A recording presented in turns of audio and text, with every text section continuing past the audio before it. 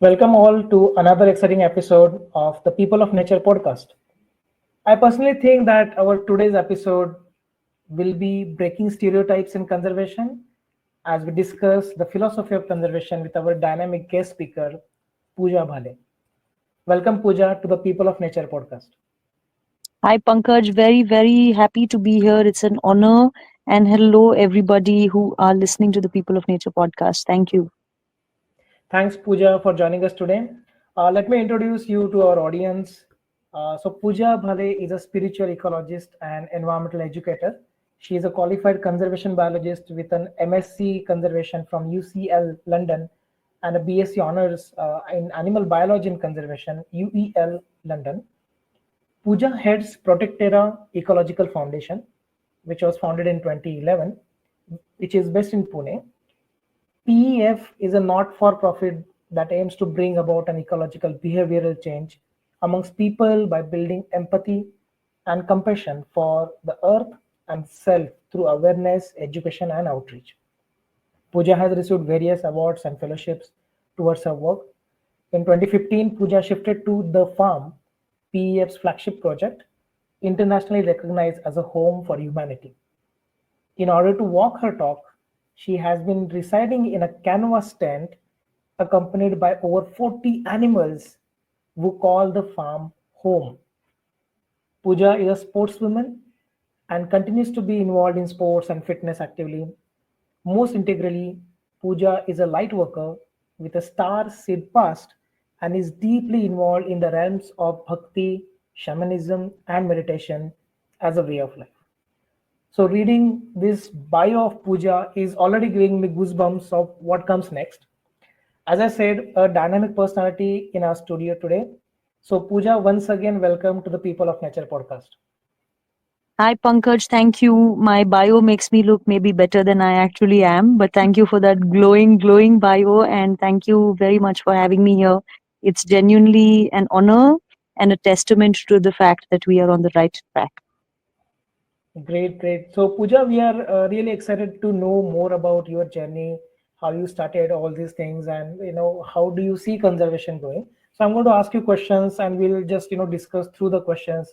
I think that will make it more structured kind of a podcast. So here is my first question for you, Pooja. So about your journey. So my first question is to you about your early career that mainly focused on wildlife research and conservation outreach, in which you worked on leopards in Sanjay Gandhi National Park. You also headed WPSI's outreach, and you also started an experiential travel company called Journeys. So what were your key learnings from these stints? Wonderful. Yeah, I have always had one passion for life, and that has revolved around nature. And I think finding my path early on has been a blessing that I have received, and incredibly supportive parents who helped me chase that kind of a passion. So studied wildlife biology, like you said, and I had a single minded focus for wildlife conservation and the traditional ways of conservation. I grew up in a time, I'm a 1984 baby. So I grew up in a time where fortress conservation was still a thing. And, the ideas of conservation on a species level were a big deal, not necessarily habitat and landscape conservation or inclusive models. They were emerging at that point. So the kinds of work that I also did were very species specific. They were very, very, tiger specific, big mammal specific. They were about umbrella species, about indicator species, and the fact that protecting them ensures the protecting of large landscapes, and that is the only way to go. They were exclusive models of conservation at that point. They excluded people from the narrative. They were very species specific. I remember that trend has changed a lot. 30 years later, 25 years later. But in the early days, my key learnings and key takeaways were that, and I would love to say that it was about conservation, but I think the key things that I have retained in my life even today is that there is no substitute for hard work wherever you are. And that stood me in great light when I worked for Belinda Wright, when I worked for Bitu Segal, when I worked in Ranthambore Tiger Reserve, on an anti-poaching drive, even when I worked in Sanjay Gandhi National Park as a strapping, bright, very, very idealistic conservationist at the age of 19, and stepped in imagining we can change everything. So I think my key learning was there is no substitute for hard work. Even if you're picking up leopard scat and leopard potty for 8 hours of the day, that is equally important. And even if you spend 15 hours on an Excel sheet, that is also equally important. But I remember a professor from university who had Pankaj told me very beautifully that conservation is about people. And in my head, I had retained that, but I had mocked it in my head. I had laughed about it that no, conservation is about tigers and leopards and snakes and pretty species and landscapes and habitats. It's not about people at all. Why does he say that? As a 20-year-old student, I was like, how? I could never understand it until I stepped into the roles that I did at an organizational level. I remember working for the elephant family in the UK as well, and though we were talking about elephants, though we were talking about everything, we were not talking to the elephants, no. We were essentially talking to the people. We were raising that awareness and sensitizing people towards this. So, conservation is about people, even if we are working towards protecting species or landscape. That was a very big learning that came to me in the first few years when I started applying. There is no substitute for hard work, and passion plays a very, very big role in, if I can't bring passion every morning, I'm not going to wake up at 4 a.m. and go collect that leopard potty. I'm not going to show up and, struggle for 6 hours with the snake that is stuck in a hole if passion is not driving me. So those in the early years were very strong foundations for me, extremely strong foundations. And the basic idea of the fact that I have to chase my dreams and desires, and the change that I see, that I am not the cause. This is not about me. This is about the work that we do. Yeah, very true, very true. All these funny incidences, I'm definitely not funny as such, but it really sounds like you were thinking all this time when you were working, and that's just fantastic. I mean, all these things have come up in, I think, just 5 minutes of our discussion. So that's great. But I'm curious to know what prompted your decision to leave conservation jobs and start your own environmental education NGO, Protecterra, a landmark in your career. So, what challenges did you face during early years of Protecterra, especially for funding and rewilding and natural educational space from scratch? So, how was it like? You would like to know more about it. Um, uh, since I'm sitting at the farm right now as well, you can hear our dogs in the background and maybe some frogs croaking. So enjoy the real life that we have through this podcast. Yeah, The I'm not big going to edit change, that. yeah, the big change that happened was when I stood in front of a room full of children Hmm. talking very passionately about the narrative of indicator species and the protection of our habitats and the importance of rivers and tigers and the big mega species for our planet. And a little child raised his hand. This was in Delhi when I was with the Wildlife Protection Society of India. And the kid asked me that all of this is very inspiring, Miss Pooja, but what am I supposed to do? And Pankaj, I got off that stage knowing in my heart that I had not empowered that child to make a difference, that I had given them no real answer. And that started an inward journey, which eventually led to Protecterra being formed. But that started an inward journey to ask, what is the gap? What is the gap that I want to fill? What is the gap that I see?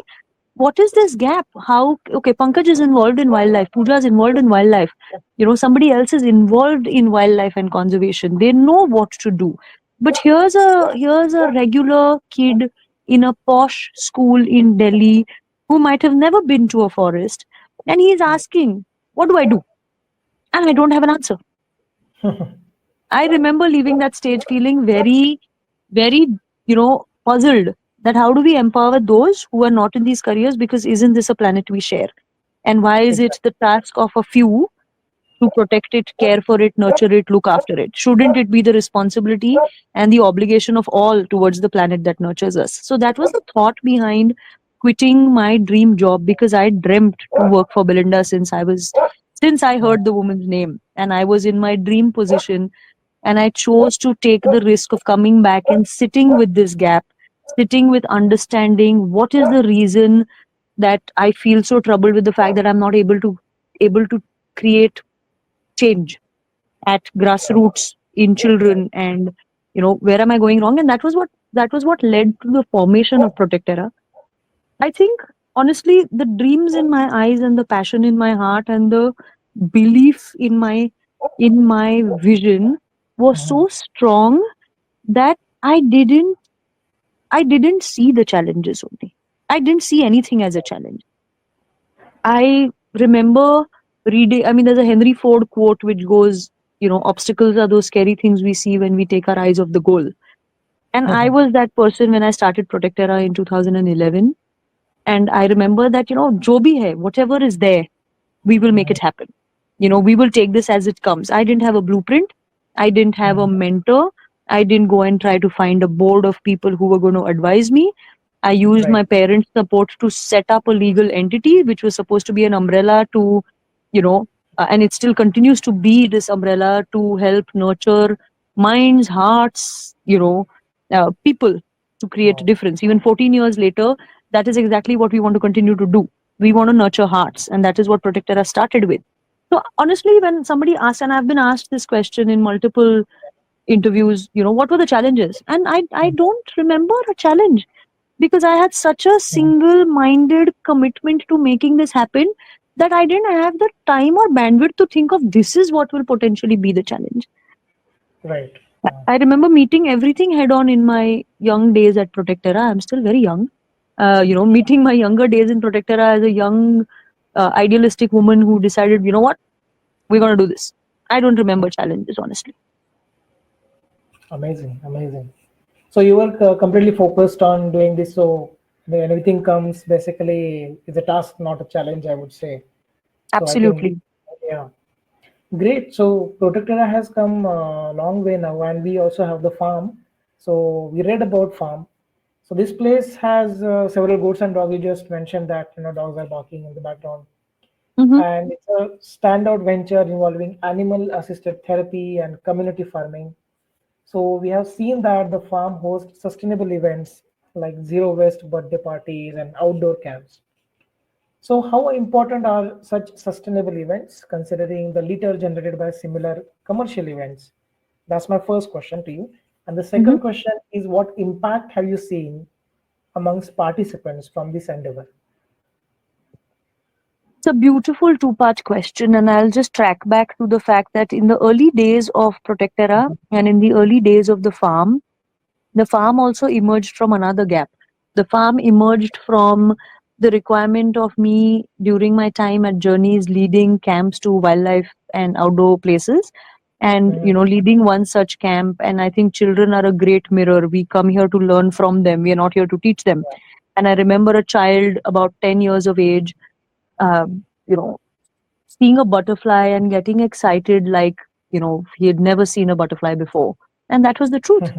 I had a 10-year-old child from the city of Mumbai, from South Bombay, who was on a camp with us and was so excited. And I asked him, have you never seen a butterfly before? Why? I mean, I asked him, do you like butterflies that you're excited?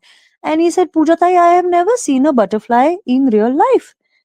And there again, I squarely met myself that here I'm talking about getting people to fall in love with nature, get people to connect to nature, get people to care, get people to, protect this planet, get people to like animals. But wow, where are the places? Where are the places? What are the spaces? Does everybody need to take the weekend off and go to a Tamini or a Mulshi or a Kanha or a Bandhavgarh or a Ranthambore? Where are the places that are accessible? In the city of Pune, we have a few gardens, and Pune still, is still remains fairly green and diverse. But in all the megapolises, that children have no access.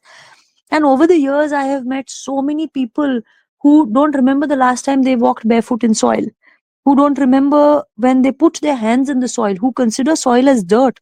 So I went from a very strong wildlife focus in the first 2 years because my heart, even today, remains in wildlife. Nothing ignites me like wildlife conversations. And my heart still remains there, but I realize that my solution cannot be wildlife specific. It needs to be, nurturing specific. And that is how that work of sustainable lifestyles, conscious living, connection to the earth, community farming. Why a birthday party? The farm is not an event venue. It is not meant to be a venue for parties or events. But if a Pankaj is choosing to come with his children and their friends into nature as opposed to go into an AC hall, that is my entry point to show them the natural world.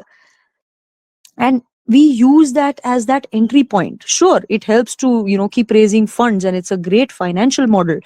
But that was never why it started. In our early days, we never even took money for this. We were raising our funds and doing this for free.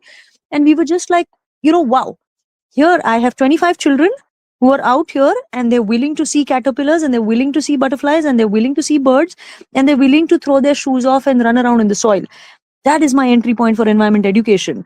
I've got a hardcore city dweller who has taken the big risk of leaving an AC hall or a five-star hotel and coming to a space that is nature and natural.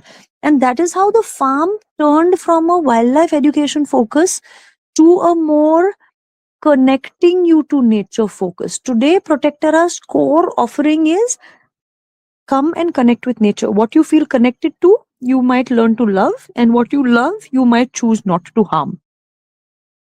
And those are the basic steps. Wow, that's actually a good model. I wouldn't say a business model, but that's a really good model to take people out there and connect them to the nature. And it's amazing. I mean, so and of course, I would say that whenever such events happen, is so much of garbage litter created, so much of wastage of things, and what do you get by the end of it? Just some pictures. But what you are doing, I think, Pooja, is excellent. That's a really excellent model of connecting people to the nature, maybe through events, but which are Thank you, sustainable. Pankaj. I think what is, you asked me the second part question was about impact.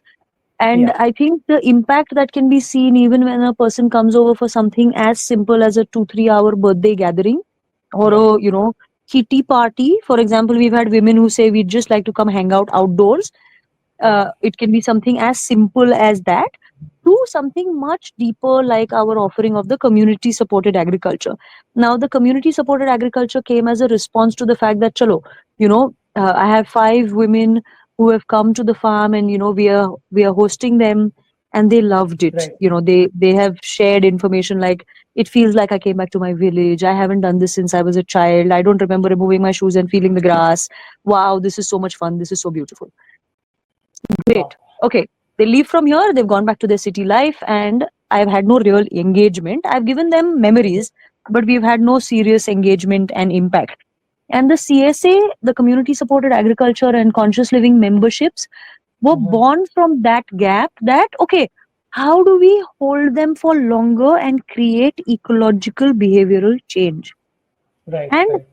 that is why the long term engagement, which the CSA also started nearly 13, like 12 years ago now, Oh. and the idea was come and put your hands in the soil, grow your Mhm. food a little bit, play around with seeds, spend time in nature, give yourself 2 or 3 hours to do something. And children started talking about, I'm not going to waste the palak in my plate because it took me Yeah. 3 weeks to grow it. Mhm. Couples and men and women and senior couples who used were dragging their feet about the fact that we are now older, we don't really have anything to do, found an Mhm. outlet to come and spend time together, and were able to watch their effort flourish. And we do cookouts with them where they take fresh food and cook. Now the idea is, again, in my heart remains wildlife, but if I get them to connect with soil here, they will inherently connect to nature everywhere. And that Right. is ecological behavioral change. Ecological behavioral change is not something that happens when Pankaj and Pooja take a class and talk about it for 2 hours. It happens when Exactly. somebody's heart shifts. It happens when somebody's compass goes back to base level compassion, which we are all born with, but we lose over time. It's True. always there.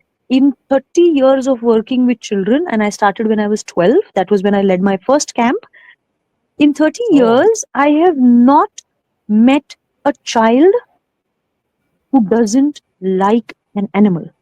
It's after age 4 or Got it. 5 that they take on the conditioning. So when they Mhm. meet the dogs at the farm, we are not an animal welfare organization, but we have Yeah. animals who call the farm home. When they meet a dog, they're not going to ever go touch a tiger, maybe, right? But when they meet a dog, they're able to drive compassion for an animal, a more accessible, relatable animal. When they meet a goat, they're able to understand what overgrazing is and what goats are and how ruminants are and how we share a life. That they're not just an item of food; they're a sentient living creature that deserves to be on this planet and is meant to share this planet with us. It is not a human planet run by humans for humans, and that's the kind of impact we have been creating. And we have immense amount of stories, and we'll need another entire podcast just to tell you about impact. But there are so many stories, but that lies at the heart. That if Right. we've touched your heart, puja can exit the scene. Then you're carrying that. The farm is a philosophy. Protecterra is Mm. a philosophy. You're carrying that philosophy with you. You're the brand ambassador for it. You know, Pankaj is the brand ambassador through this podcast by saying this is a story worth sharing, and these are the Right. changes that we can make.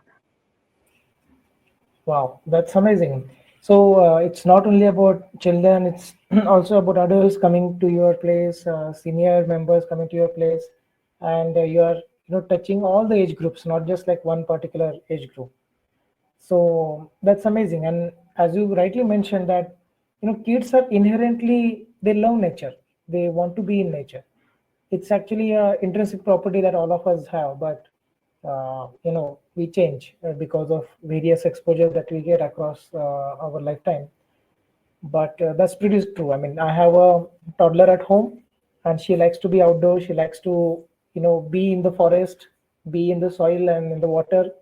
So she cannot resist that, and I don't let her resist that. So so Absolutely, and that yeah, is that is what nature you said. parenting is, right? Yeah. An interesting thought came into my mind because you asked me about challenges, Pankaj, and it's a Right. nice time to maybe plug it in. Is one of Okay. our key challenges over the years has been that thing that you picked up, that we are not working with a very specific target audience. Right. And when we are a registered not for profit, and we Yes. continue to remain a not for profit. Some of our offerings have a cost to raise the funds for itself, but a lot of Mhm. it still comes from funding and grants and Right. support that we raise. And one of the challenges we find in that realm is people want a very defined target audience. And when me as the Right. founding director goes and says that our target audience is humanity, because this planet Mhm. is shared by all of humanity, not just, Okay. and they're like, no, that's too vague, that's too Hmm. random, that's too large. Right. And the other big challenge we see is we are working with ecological behavioral change. So I Hmm. have the opportunity to go and sensitize 5,000 children a week through 3 schools, Yes. and I'll have the numbers game to pick big funding. But we are choosing strategically to cast our net deep, not wide. That Right. let me take 50 people and convert them into eco thinkers, into Mhm. lovers of nature. I had Kiran Purandare and Leela Broom who held Mhm. my finger and showed me nature. I had my mother who, they made me fall in love with nature, and here I am 35 years later, because I did my first camp at the age of 7. They Wow. laid a seed in me, and I'm still here. So if I can, through our organization do that for children, then I don't have to do this for another 100 years. And Yeah. that those are the challenges we face, challenges of convincing, rather more than convincing, challenges of explaining that the Mhm. planet is not saying I will work with children.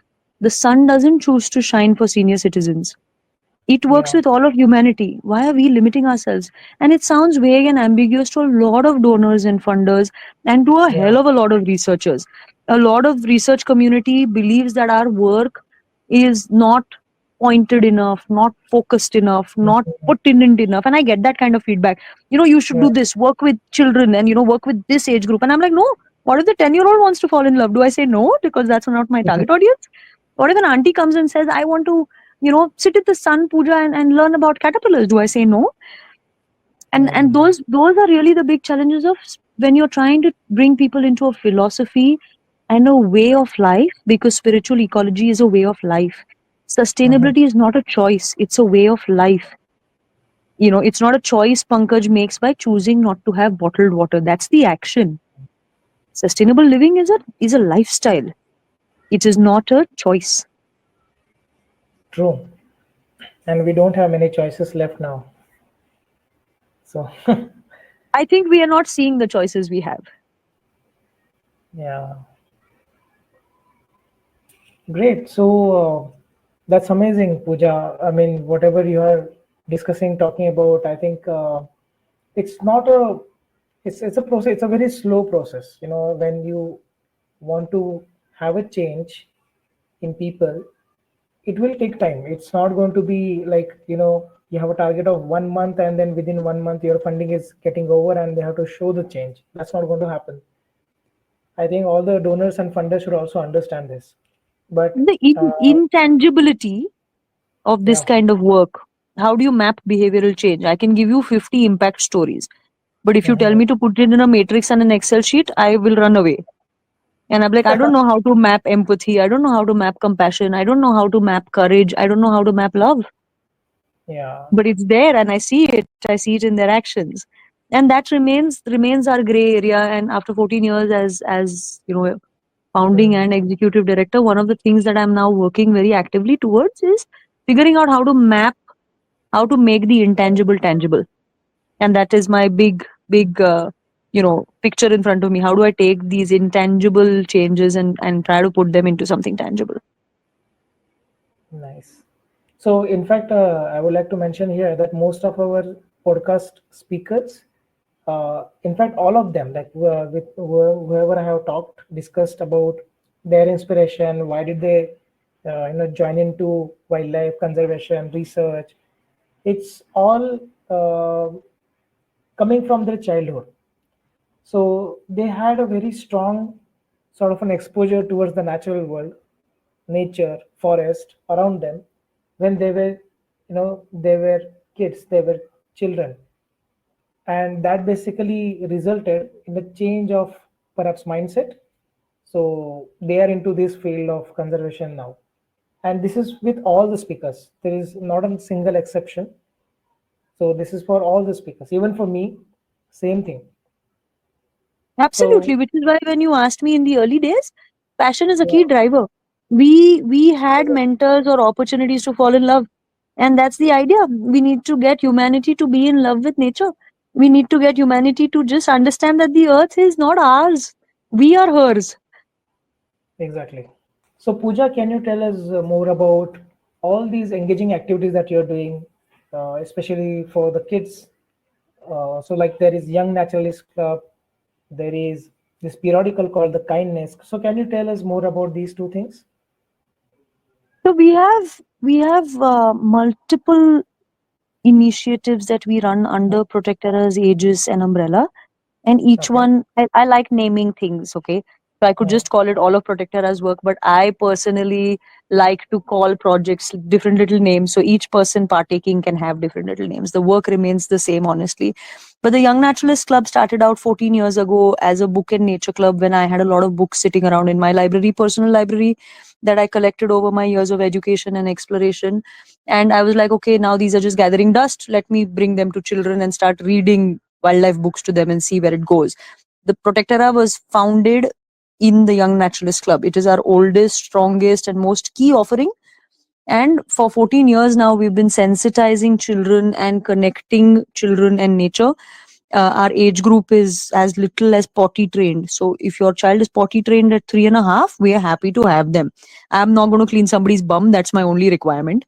So that is the baseline age group that we have, where they can be independent of their parent for a few hours. So they come for currently the model is it, and it has gone over variations over the years, but currently the model is that they come on Saturday mornings and they spend about 4 hours at the farm and they engage in nature based education, when nature is the tool providing education.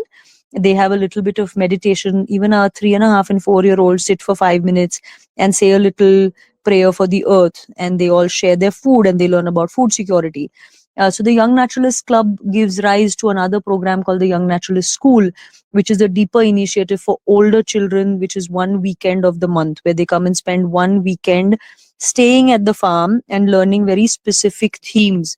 So what I learned in my degree, or what we teach at your college, or anywhere, in very childlike ways, they learn various different themes. So they've learned about mammals and reptiles. and climate change and resilience. And each theme has a sub theme. So there's an outer theme and there's an inner theme. So something like climate change has an association of resilience. How are you going to be resilient in a fractured climate? Something like reptiles is about meeting darkness. Why are we scared? And meeting fear. So we continue to work with the inner and the outer both at all given times. We have the kindness publication, which is currently paused because of funding needs. We aren't currently in publication, but we published 14 editions. And the idea of the kindness was there is a limitation to the physical body being everywhere. How many volunteers, how many pankajas, how many pujas can reach places? A publication will reach farther, wider, faster. It has the ability to move quicker than us. It has the ability to drive change faster than us, and in geographies that I might not be able to reach or my team might not be able to reach. So the kindness was born from that. It will restart. It remains one of my passion projects and a serious child of love. So it's just taking a bit of a sabbatical, but it will come back once I start writing funding for it. So the kindness is one of the things, and we run we were working with the children, and the parents were asking us, how do we engage? So of course we have the CSA we spoke about, but they also, okay, maybe adults don't want to come and do what children do. They don't want to go bird watching, they don't want to explore caterpillars. And that was where spiritual ecology came into the conversation. Like, I'm a practicing shaman, and I do a lot of shamanic work and earth centric wisdom work and indigenous wisdom work for myself. That is my anchor. But it also obviously translates into the work that we do, because again, it's not a choice, it's a lifestyle. And through that, we also started spiritual circles and moon meditations for adults, because adults don't connect with nature the same way that children do. Adults first need to find a connection to themselves. Adults say, I don't have the time, yeah, puja, yeah, all everything that you say is beautiful, but I don't have the time to come and spend 5 hours at the farm. Okay, again, I saw a gap. How do I still bring them back to nature? How do I still bring them back to themselves? And so we do full moon and new moon circles, we do more immersive shamanic circles, and at the heart of everything is come back to nature. Come back to nature. She is the mother, she is the source. So all our initiatives continuously focus on that connection, and they have kind of evolved. Like now, like I said, potty trained children are my starting point. So I have an age group of 0 to 3 that I don't work with. So we started, and it's a project that's not taken off fully, but it remains in the pipeline. We started something called Organic Bachpan, which was for mother and toddler. He let mothers come to the farm and let their toddlers be in the soil and the grass. Let them just play, and let the mother not feel like, my child's getting dirty. I remember leading a workshop, Pankaj, on understanding soil, and one of the first questions I asked them in our projects, and this is the kind of work that we do, so I think it's a pertinent answer to your question, is I asked them, what does soil mean to you? And soil is life, soil nurtures life, soil is beautiful, soil, without soil we won't survive, la la la la. And I said, bullshit, that's crap. I said, you think soil is dirt, which is why you dust it off your butt when you get up and you wash your hands and you refuse to get into it. I said, eat it. And I was in that workshop saying, eat the mud. I can guarantee you that our mud at the farm has no chemicals and it will not poison you. Eat it. And nobody wanted to. And I picked up a small bit and I ate it. Now I'm mad and crazy. That's a different story. But I was just like, if you say it's life, then why are you so scared of it? Look at the hypocrisy of this. And everybody was like, wow, we say it, but we actually think it's dirty. When people say, I'm going to get my hands in the soil, the word that comes out is, I'm going to go get my hands dirty. Your hands are dirty when you're eating poisoned food, when you're putting poisoned cosmetics. It's not dirty when you come back to the earth. And that is what we change through our projects. That is what we are trying to do. That we are trying to create that mindset change. And through the Young Naturalist Club, the school, the moon meditations, the Shakti Rising, the Kindness Club, which has also been running now for 13 years, because I had teenagers, right? Our cutoff for the Young Naturalist Club is 12. Our cutoff for the Young Naturalist School is 15. After that, what do? Now they're attached to us. So they come and ask us, Ki Pooja, now I won't be coming to the farm. Now I can't come and do this. And their conversations change. They don't have safe spaces to speak. They don't have questions to ask. So the Kindness Club was born as a response to our first graduating teenager 13 years ago, who turned Oh, 13 and said, "But I want to still remain associated with Protecterra and I don't know what to do." And and again, answered a gap. Let's start a forum which helps mhm. them to come back and talk about anything under the sun. So the Kindness Club has been running for 13 years, is internationally recognized as an inner development goals hub. And we are over 150 people globally right now who hold space for 2 hours a week, completely free of cost, to talk about anything under the sun. We don't have to talk about wildlife, but if we feel safe in our heart, we will feel safe on our planet, and we will learn to care about our planet. So everything is about behavioral change.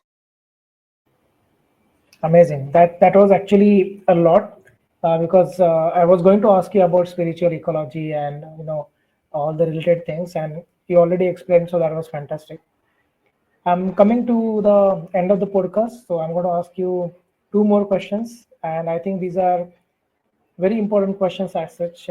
Since we are talking about wildlife conservation, we are talking about our connectedness to the Mother Earth. The question that I have is that conservation science largely is a male dominated field, and it still remains so. So, what are your observations? What are your thoughts? How can practitioners make the field more inclusive and diverse across the gender and social spectrum? Wow. Uh, that is indeed quite the question. I I genuinely, as much as patriarchy has existed in all fields of life, because that is how humanity evolved, it is not conservation specific. It is everywhere, Right. and it is what has happened. But I am not your traditional feminist. I believe that men are important and that men are not the enemy. And though conservation has been a male dominated field, and I face the challenges of being a woman leading Right. an organization from the front, and I face them every day in the smallest ways. To give an example to our listeners, Mhm. if you were leading the farm, your staff would not come and tell you, "You are like my son." They would call you sir. And I spend countless amount of times around with my staff, say, "But you're like my daughter now." And I have to say, "No, I'm not your daughter. I'm the director of this organization, and I am not your daughter. Don't push me over." So, the challenges can be as simple as that, about a mindset, to much larger about and I started out young. So for a long time, I spent a lot of time being dismissed. Ah, she's young, she's passionate. I also come from a very privileged background of Pune. So a lot of people are like, "Arey, she's doing this because, she can." So moving through a lot of those, would they be the same for a man? I don't know, because men don't even have the room to talk about their challenges. Men are not even told to speak about these things. Women, at least here, get a voice to say, "These are my challenges." So yes, it is a patriarchal society. It is not a male dominated field. It's a patriarchal society, but I think there are incredible women of courage doing incredible amount of work. I think women need to understand the power that they have, and the fact that, and I'm going to say this out loud, that a woman gives birth to another life and feeds it on her chest, and that is powerful. And all women need to be reminded of that kind of power that they hold, to not feel like they're ostracized or the lesser of the two genders, or lesser of any gender for that matter. So I genuinely think that women have a lot of reflection to do and meet themselves in power, as much as men do. So we have an initiative called Shakti Rising, which very specifically works with empowering the divine feminine and empowering the goddess within, that you are essentially that. And when we started leading Shakti Rising, Pankaj, we had a few men, like a soul sister of mine, and I lead those circles. We had men come and say, "Why are you doing only this for women? We need it too." And so we started Shakti Invites Shiva, that we are here for you too. And uh, sure, it's male dominated, but it isn't conservation. It is a patriarchal society. And I think that women need to remember their power and step into it. There are certainly challenges. It Mhm. is certainly demanding, but it's changing. Here I am talking to you, and on your podcast, I see so many women who have found the courage. So the world is certainly changing, and I think men and women both need to hold each other in a space of compassion, that all of us have challenges. It's not one against the other. Men are not the enemy of women. We are all together in it, and we need to hold space for each other. Exactly. Very well said, Pooja. It was a fantastic conversation with you. I'm just rushing a little bit because, again, the time. But so far, we are having excellent, I think one of the best podcasts I recorded lately. So it is Thank you, going to be Pankaj. Thank you. great, because it's a completely different perspective that you have put in. Most of our the other speakers were mostly researchers or grassroots conservationists, but we never had a spiritual ecologist, talking on the podcast. So that was it has opened up like a new avenue, a lot of doors to look into and all that. So great. So only a last question, Pooja, for you is: do you have any quick advice to the young generation who want to come into conservation? Thank you, Pankaj, and I'll do a very formal thank you just after this question. I think I'm going to put it into three simple things that come to my mind from the way this conversation has gone. One, if you have a choice, choose kindness. You always have a choice. This is in the words of His Holiness the Dalai Lama. He said this in another rendition, but we always have that choice to be kind to ourselves, to be kind to our peers, to be kind to the planet. And I think we undermine how kind we can be as people. So just ask yourself, is this kind? Is this kind? You know, that is the first question we need to ask. And oftentimes we realize, this is not a kind thing to do, and I shouldn't be doing it. It can be from the taking a picture of a snake to, and making it sit because you want the photograph, to capturing a bird, or to being a jerk to somebody in your field. So it can, go everywhere. So that is one. The other is believe in the power of the individual. In the words of Margaret Mead, the famous anthropologist, never doubt that a small group of thoughtful, committed citizens can change the world. Throughout history, it is the only thing that ever has. Yeah. Nelson Mandela was one man, Wangari Maathai was one woman, Martin Luther King was one man, Mahatma Gandhi was one person. They didn't start out with large teams. So people feel helpless because systemic change can be daunting, but it is Mhm. individuals and small communities that eventually lead to systems. So I want to tell Yeah. the young generation, I understand your anxiety. I acknowledge your fear.